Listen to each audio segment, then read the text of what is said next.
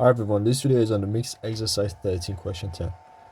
So we have a cyclist who's traveling along a straight road, and the distance of the cyclist can be modeled by the function f of t, but we are given f dash t, which is the derivative of f of t. And we also know that at time 0 the distance traveled is also 0. So in part A we want to find an expression for f of t. Okay, so these questions are quite common, especially in mechanics. And in order to find an expression for f of t, we just need to integrate f dash t with respect to t, which is 5 plus 2t dt. And this gives us 5t plus t squared plus c. So this is the expression for f of t, but we need to find a constant of integration.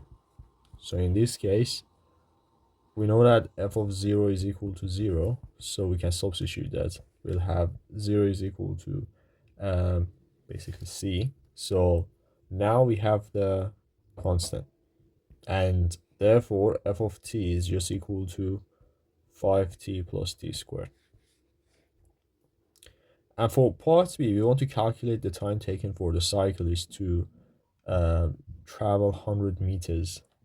So f of t is the distance, and in part B, we basically want to find the value of t for which f of t is 100. So we can form this equation, and by solving this quadratic equation, we can find the value of the time. So we have the quadratic t squared plus 5t minus 100 is equal to 0. So we basically solve this quadratic. We can use a quadratic formula. So we have minus 5 plus or minus 5 squared minus 4 times 1 times minus 100 divided by 2 times 1. And we'll get two values for t. So one of them is 7.8. The other value is minus 12.8. But since time cannot be negative, so therefore the chosen value is 7.8. Because t is always greater than 0, greater or equal to 0.